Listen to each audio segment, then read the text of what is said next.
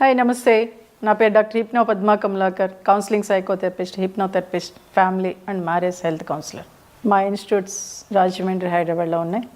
ఈరోజు మ్యారేజ్ అయ్యాక చాలామంది సెక్స్ పరంగా ఎలా ఉండాలి ఏంటి అనేది తెలియక అయోమయంలోకి వెళ్ళిపోయి డివోర్స్ వరకు వెళ్ళిపోతున్నారు. అప్పుడప్పుడు అంటే చాలామంది ఏంటంటే పెళ్ళి అయిపోయి పిల్లలు పుట్టేశారు, ఇంకా మాకు సెక్స్ కోరికలు ఏముంటాయని అంటారు. ఏం కాదండి, హ్యాపీగా ఎక్కడికైనా వెళ్ళండి. ఇద్దరూ కలిసి ఒక అద్భుతమైన ప్రపంచాన్ని సృష్టించుకునేది మీ చేతుల్లోనే ఉంది. ఓకే, నేను చాలా వీడియోస్లో చెప్పాను, ఇప్పుడు కూడా మరలా చెప్తున్నాను. ఇద్దరు కలిసి స్నానం చేయండి, ఇద్దరు కలిసి చక్కగా బయటికి వెళ్ళండి, ఎక్కడికి వెళ్తారో మీ ఇష్టం అది. ఓకే, ఎప్పుడైతే కలిసి స్నానం చేశారో ఆ వాటర్ అలా మీలో పడుతూ ఉన్నాయో మీ ఇద్దరి మధ్యన అటాచ్మెంట్ అనేది మరింత అద్భుతంగా ఉంటుంది. అలాగే చాలామంది జెంట్స్ ఏం చేస్తారంటే, అరే నా భార్య నాకు సహకరించట్లేదు, ఇష్టమైన భంగిమలో ఉండటం లేదు అని చాలామంది జెంట్స్ కంప్లైంట్ చేస్తూ ఉంటారు. బట్ మీరు అసలు చెప్తేగా మీ భార్యకి, బయట దానితో చెప్పినప్పుడు మీ భార్యతో మీరు ఎందుకు చెప్పరు? కాబట్టి మీ భార్యతో మీరు తన స్నేహపూర్వకంగా చాలా ఫ్రీగా మాట్లాడడానికి ప్రయత్నం చేయండి. ఎప్పుడైతే అలా ప్రయత్నం చేశారో తను కూడా ఇష్టపడచ్చు. అంటే కొన్ని భంగిమలు భార్య ఇష్టపడకపోవచ్చు, అప్పుడు మీరు స్మూత్గా సున్నితంగా చెప్తే తను కూడా యాక్సెప్ట్ చేస్తుంది. అలాగే ఏంటంటే ఎప్పుడూ కూడా ఎలా ఉంటుందంటే, పూర్వం పెళ్ళయిన తర్వాత హనీమూన్కి అని చెప్పేసి ఇప్పుడు కూడా ఎక్కడెక్కడో ఊటీ, కొడైకెనాల్ ఏదో మంచి మంచి ప్లేసులకి లేకపోతే యూఎస్ఓ ఇలా పంపించేస్తుంటారు. అది కాదు. చక్కగా గుళ్ళకు వెళ్ళండి, పురాతనమైన గుళ్ళకు వెళ్ళండి. ఒక వైఫ్ అండ్ హస్బెండ్ ఎలా ఉండాలో భంగిములతో సహా గుళ్ళ చుట్టూ అవి చెక్కు ఉంటాయి. ఎప్పుడైతే ఆ గుడులకు వెళ్ళారో ఒక భార్యాభర్త అవి చూస్తూ ఉంటారో వాళ్ళ కోరికలు అనేవి పెరుగుతూ ఉంటాయి. ఎప్పుడైతే కోరికలు పెరిగాయో అప్పుడు వీళ్ళిద్దరు అటాచ్మెంట్ మరింత అద్భుతంగా ఉంటుంది. ఎందుకంటే ఈ ప్రపంచంలో అన్నిటికన్నా చక్కటి టానిక్ ఏంటంటే వైఫ్ అండ్ హస్బెండ్ రిలేషన్లో సెక్సే. దాన్ని మనం మర్చిపోతున్నాం. ఇప్పుడు ఈ మధ్య నేను పెళ్ళైన వాళ్ళు కూడా 3 monthsకో 4 monthsకో లేదా 6 monthsకో కలుస్తున్నారు. అది కాదు. పెళ్ళైన కొత్తలో చక్కగా రోజు కలుస్తూ ఉంటేనే మీ ఇద్దరి మధ్యన అటాచ్మెంట్ మరింత బాగా పెరుగుతుంది. అలాగే తర్వాత క్రమంలో ఇప్పుడు ఒకరోజు కలిసినా హ్యాపీగా ఉండాలంటే మీరు మాట్లాడుకునే విధానం, మీ కమ్యూనికేషన్ ఎంత లవ్లీగా ఉంటే మీ లైఫ్ కూడా అంత లవ్లీహుడ్గా ఉంటుంది.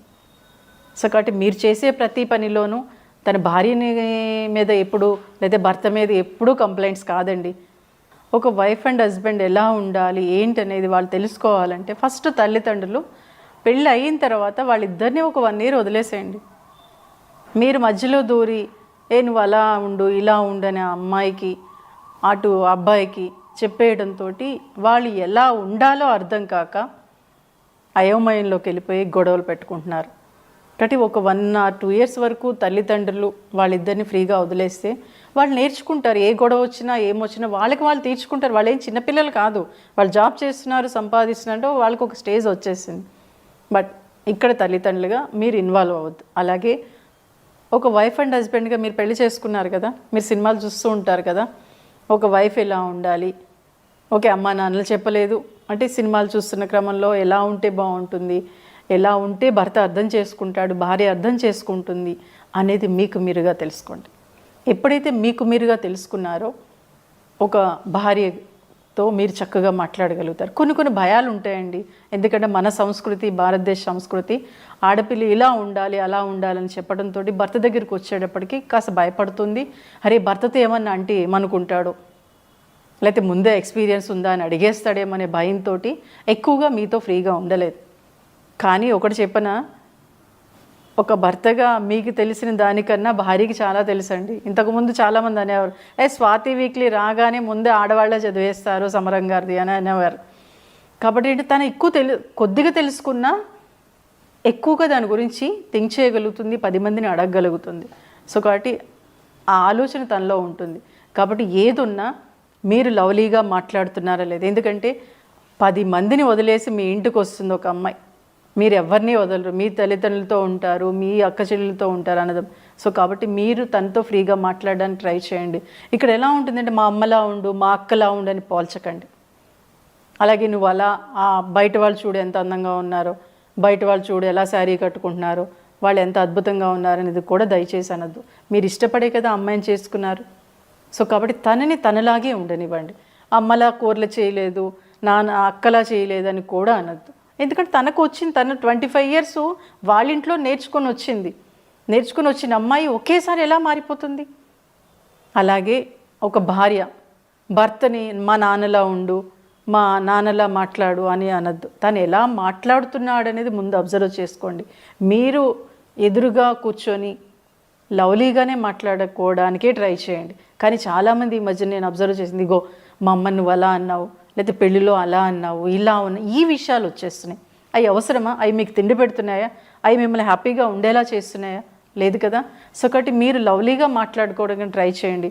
భర్త ఆఫీస్ నుంచి రాగానే భారీ భుజం తడుతూ తిన్నావా, లేకపోతే కాఫీ తాగుదామా అని లవ్లీగా అడగండి. లవ్లీగా మాట్లాడడానికి ట్రై చేయండి. అదే బయట ఆడదాంతో ఎంత అద్భుతంగా మాట్లాడేస్తారండి. అసలు ఎక్కడ లేని కబుర్లు వచ్చేస్తాయి. ఇక్కడ మీ వ్యక్తితనం, మీ సొంతం.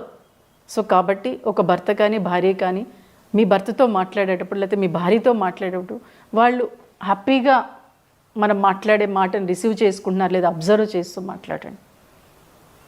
అలాగే మీకు ఇంకా కోపంగా ఉంది, చాలా అనీజీగా ఉందనుకున్నప్పుడు చక్కగా భర్త పక్కన భార్య పక్కన కూర్చొని చేయి పట్టుకొని కాసేపు అలా ప్లెజెంట్గా ఉండిపోండి. అలాగే మీకు కోపంగా ఉన్నప్పుడు హ్యాపీగా పడుకోండి. మార్నింగ్ లేచినప్పుడు ఇద్దరు కలిసి రావే కాసేపు బయటికి వెళ్దాం, పని ఉందని అని భార్య అందనుకోండి, సర్లే నేను నీకు హెల్ప్ చేస్తాలే అని చెప్పండి. అలాగే ఇద్దరూ కలిసి సో కాబట్టి మీరు చేసే ప్రతి పనిలోనూ తన భార్యని మీద ఎప్పుడు లేదా భర్త మీద ఎప్పుడూ కంప్లైంట్స్ కాదండి. కంప్లైంట్స్ 2 ఉంటే మంచి 8 ఉంటాయి. ఆ 8ని మీరు మర్చిపోతున్నారు. సో వాటిని బయటకు తీయండి. మీరు ఇష్టపడే కదా పెళ్లి చేసుకున్నట్టే తనలో ఎన్నో మంచి విషయాలు ఉండబట్టే కదా మీరు మీ భర్తని కానీ మీ భార్యని కానీ మీరు చేసుకున్నారు. అంటే ఆ మంచిని మీరు ఎప్పుడైతే అప్పుడప్పుడు నువ్వు ఆ రోజు భలే ఉన్నావే, ఆ రోజు చాలా బాగున్నావు, ఆ శారీలో చాలా బాగున్నావు, లేకపోతే అక్కడికి వెళ్ళినప్పుడు ఎంతో బాగున్నావు, అలా భర్తని పొగడండి, భార్యని పొగడండి. ఎప్పుడైతే చిన్న చిన్న ఆ మాట, ఆ చిన్న చిన్న టచ్లు మిమ్మల్ని మరింత హ్యాపీగా ఉండేలా చేస్తాయి. అలాగే ఏంటంటే పడక గదిలోకి వెళ్ళినప్పుడు బయట సమస్యలన్నీ వదిలేసేయండి. ఎప్పుడైతే చాలామంది మగాడు కానీ ఆడది కానీ ఇంట్లోకి లోపలికి చక్కగా పడుకుందామని వెళ్ళేటప్పటికి ఆ రోజు ఇలా ఉన్నాం, ఈరోజు ఇలా చేసావు, లేకపోతే దీనికి ఇది కావాలి అని బెడ్రూమ్లో మొదలు పెడతారు. ఆ ఎట్టి పసులు చేయదు. చక్కగా లవ్లీగా మాట్లాడుకోండి, సరదాగా మాట్లాడలేదు. సినిమాలో మంచి సీన్ ఏమైనా మీకు నచ్చిందంటే అప్పుడు కాసేపు మాట్లాడుకోండి. అలా మాట్లాడుకుంటూనే మీరు మీ పనిలోకి వెళ్ళినప్పుడు హ్యాపీగా లైఫ్ని ఎంజాయ్ చేయగలుగుతారు. బట్ ఎప్పుడూ కూడా ఎలా ఉంటుందంటే సమస్యలని ఎప్పుడు వస్తూ ఉంటే భార్యాభర్తల మధ్యన కూడా సమస్యలు వస్తాయి. బట్ సమస్యలు వచ్చినప్పుడు ఎప్పుడు కూడా భార్య అంటే చాలామంది భార్యలు ఏం చేస్తూ ఉంటారంటే కొంతమంది ఏంటంటే భర్తకి దూరంగా ఉంటారు, లేదా పుట్టింటికి వెళ్ళిపోతూ ఉంటారు. కొన్ని సంవత్సరాలు కూడా దూరంగా ఉంటారు, కొన్ని నెలలు పుట్టింటికి వెళ్ళిపోతారు. అది ఎట్టి పసులు చేయదు. గొడవ పెట్టుకున్న కాసేపటికే మాట్లాడేయండి. ఆ గొడవ పెట్టుకున్న నైటే ఫిజికల్ రిలేషన్ ఉండేలా చూసుకోండి. ఎప్పుడైతే అవన్నీ చేశారో ఈ సమస్యలన్నీ పటాపంచలు వెళ్ళిపోతాయి. బట్ మహిళ మీరు ఆలోచించండి, ఒక సమస్య వచ్చినప్పుడు ధైర్యంగా ఎదుర్కొని ధైర్యంగా సాల్వ్ చేసే కెపాసిటీ మహిళకు ఉంటుంది. సో కాబట్టి మీ ఫ్యామిలీలో మీ వైఫ్ అండ్ హస్బెండ్ మధ్యన సమస్యలు ఏమైనా వస్తే మీకు మీరుగా సాల్వ్ చేసుకోండి. థర్డ్ పర్సన్ ఎంటర్ అవ్వకండి. మీరిద్దరే కూర్చొని సాల్వ్ చేసుకోండి ఏ సమస్య వచ్చినా కానీ. అలా ఎప్పుడైతే సాల్వ్ చేసుకున్నారో మీరు మరింత అద్భుతంగా ఉండగలుగుతారు. ఇంకొకటి కూడా ఉండాలి, మన ఇంటికి ఎన్ని కీస్ ఉంటాయండి? 2 కీస్ కంపల్సరీ ఉంటాయి కదా. ఒకటి భార్య దగ్గర, ఒకటి భర్త దగ్గర ఉంటాయి. అంటే చాలా ఫ్రీగా ఏదైనా మనం తీసుకొని లోపలికి వచ్చేయచ్చని భార్య భర్త అనుకుంటారు కదా. అలాగే మీ ఫోన్లో మీరు లాక్ పెట్టుకోకండి. ఎందుకు లాక్ పెట్టుకోవాలి? భార్య అయినా సరే భర్త ఫోన్ తీసేలా ఉండాలి, భార్య ఫోన్ భర్త తీసేలా ఉండాలి, భర్త ఫోన్ భార్య తీసేలా ఉండాలి. లాక్ అవసరమా? మీ ఇద్దరి మధ్యన అది ఉంటే మటుకు కొంతకాలం లాక్ లేకపోయినా సరే మీ ఫోన్ ఎవరు ముట్టుకోరు, మీ భర్త కానీ మీ భార్య కానీ. మీ ఇద్దరి మధ్యన రహస్యాలు ఏముంటాయి చెప్పండి? ఓకే, ఎప్పుడోదో ఉందని ఇప్పుడు కూడా ఉండాల్సిన అవసరం లేదు కదా. ఏదైనా ఉన్నా చక్కగా మాట్లాడుకోండి. ఎప్పుడైతే అలా మాట్లాడుకున్నారో, ఎప్పుడైతే లాక్ లేదో మీరు హ్యాపీగా మీ ఫ్యామిలీని లీడ్ చేయగలుగుతారు. శ్రీకృష్ణుడు అంతటి వాడే భార్య ఒకసారి వచ్చి అదే ఫంక్షన్కి వెళ్ళాలి అంటే, నాదా ఇన్ని చీరలో ఏ చీర కట్టుకోను అని అంటుంది. అప్పుడు ఏం చేస్తాడంటే ఒక చీర తీసి ఇస్తాడు. పాపం ఎంతో హ్యాపీగా వెళ్ళిపోతుంది రుక్మిణి. వెళ్ళిపోయిన తర్వాత నారదుడు అడుగుతాడు, ఏంటి స్వామి ఆ చీర తీసిచ్చారంటే అది వాళ్ళ నాన్న పెట్టిన చీర అని శ్రీకృష్ణుడు అంతటి వాడే చెప్పాడు. అంటే వాళ్ళ నాన్న పెట్టిన చీర ఇస్తే ఎంత హ్యాపీగా తను ఫీల్ అవుతుంది. అలాగే మీరు కూడా అప్పుడప్పుడే మీ నాన్న చాలా చక్కగా మాట్లాడతాడే, మీ అమ్మ చాలా ఇదిగా ఉంటుంది, మీ తమ్ముడు ఇలా చిన్న చిన్నవి ఒక చిన్న మాట మీరు ఎప్పుడైతే మాట్లాడారో మిమ్మల్ని నెత్తి మీద పెట్టుకొని చూసుకుంటుంది భార్య. సో కాబట్టి ఫిజికల్ రిలేషన్కి ఎప్పుడు దూరంగా ఉండదు భార్యాభర్తలు. అలాగే మీ కమ్యూనికేషన్ సరిగ్గా ఉండేలా చూసుకోండి. మీ టచ్ కూడా అప్పుడప్పుడు చిన్న చిన్న లవ్లీ మాటలు మాట్లాడుకోండి ఎందుకంటే మీరు భార్యాభర్తలు, బయట వాళ్ళు కాదు. మీరు మాట్లాడుకు ఇంకెవరు మాట్లాడతారు? మీ భార్యతో మీరు బాగా మాట్లాడండి, మీ భర్తతో మీరు బాగా మాట్లాడండి. అప్పుడప్పుడు చిన్న చిన్న చిలిపి కోరికలు, ఎందుకంటే కిచెన్లో భార్య ఉన్నప్పుడు వెనక నుంచి భార్యని వాటేసుకుంటేనంటే చాలా హ్యాపీ ఫీల్ అవుతుందంట. మీరందరూ చేస్తారు, మీ భార్యాభర్తలు హ్యాపీగా ఉంటారని ఆశిస్తూ థ్యాంక్ యూ.